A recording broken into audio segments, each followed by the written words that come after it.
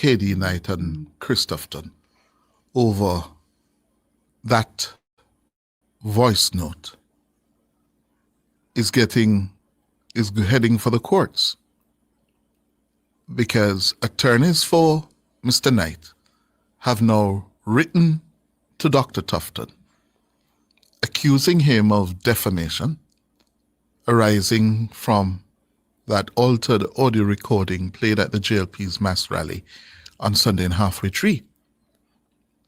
And Mr. Knight's attorneys are now demanding an apology and retraction, in addition to negotiations for a financial settlement.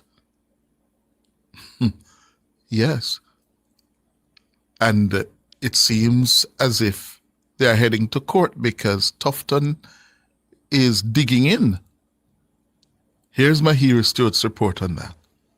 During Sunday's mass rally in Halfway Tree in St. Andrew, Dr. Tufton played an audio recording in which a voice alleged to be KD Knight's is heard saying PNP President Mark Golding is unfit to be Prime Minister of Jamaica. It has since emerged that the recording was altered and spliced to take Knight's original comments out of context. He in fact did not himself suggest Golding was unfit, but was conveying a view he said existed. Knight's attorneys say Dr. Tufton must take responsibility for having defamed their client by playing the altered recording. They say Tufton has persisted in standing by what they claim are defamatory comments, despite having been made aware of the unedited version of the recording by a journalist. The attorneys say the recording played at the JLP rally was a manipulated fabrication. The lawyers say the playing of the recording was a clear attempt to maliciously attack KD Knight and Mark Golding's reputation. The attorneys say the playing of the recording has caused great harm to their client's reputation. They're demanding that Dr. Tufton publicly retract the attribution of the recording to KD Knight. They say the retraction and apology must be agreed to by them and should appear in all electronic media of all media houses and on the social media pages of the JLP.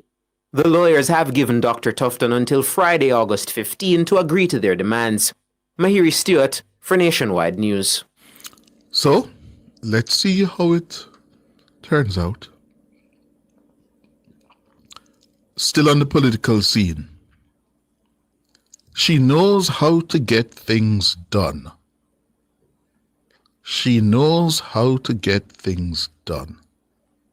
She being Ambassador Audrey Marks, who is now about to enter representational politics on behalf of the governing Jamaica Labour Party in northeast Manchester. And it's a seat we're watching. She came in pretty late. The PNP's candidate, Valentin Wint.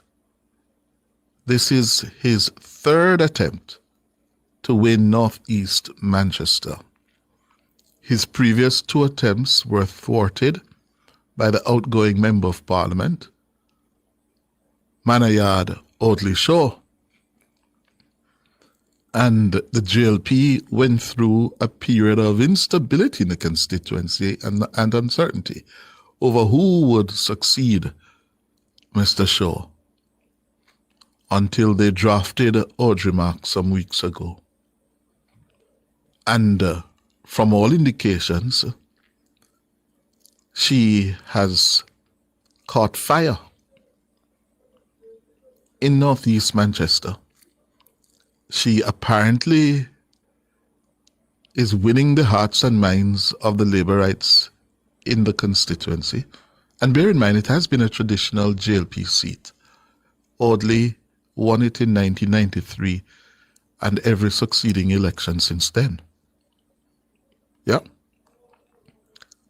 But the fact that this diplomat has been able to hit the ground there, and she's even been so accepted that they call her now Auntie Audrey. Yeah. But you know, in politics and life, things, they say 7 days a week in politics is a long time. Because Valentin Wint has been applying himself, yes, in that constituency for so long. And just when it looked as if, boy, he had his best moment, best opportunity to win the seat, because, as you know, Mr. Shaw is not in the best of health now, and his leadership of the seat had fallen off, and the PNP sensed an opening. Yeah. Here comes Auntie Audrey. No, don't say that. But what I'm told, she just come and liquid Valentine foot. So the Prime Minister was in the area yesterday, in particular in the neighboring constituency of Northwest Manchester. And he was speaking at a JLP meeting in Devon on the border of Northeast and Northwest Manchester. Listen to what he said about Audrey Marks. Audrey has worked as ambassador for Jamaica for many years. She's probably the longest serving ambassador of Jamaica to the United States. She has graced the halls of power all over the world. Her connections and network is incomparable to any, and yet she remains very humble. What we short of are people who can get things done. Your member of parliament to be is resourceful, and she knows how to get things done. According to the Prime Minister, Ambassador Marks will play a key role in the government if he secures a third term in office. Not only about getting things done. The other issue we face in Jamaica is the speed at which we get things done. The reason why I've asked Audrey to join the government and why I've now said I want you in Parliament to be a part of the legislative arm in the lower house. Our new government will put in place a new unit within the Ministry of the Office of the Prime Minister called Speed. But we have to start to look at the machinery of government to make that machinery work faster, work more efficient, use less resources, and deliver more results for the people of the country. So she is going to be the Minister of Efficiency, government efficiency, if she gets into the lower house. Well, let us see. The Prime Minister also said that more Jamaicans, can be employed if, I remember a discussion yesterday with a gentleman, or it was the day before, about the skills gap in the country, that Jamaica is suffering from a shortage of certain skills in the labor market. And he was bemoaning the fact that Mr. Mafuda of Wisinko had recommended that we look to import labor from Haiti. And he was not for a moment in agreement with that. And this is an issue that the Prime Minister has returned to on a number of occasions because it's a real problem.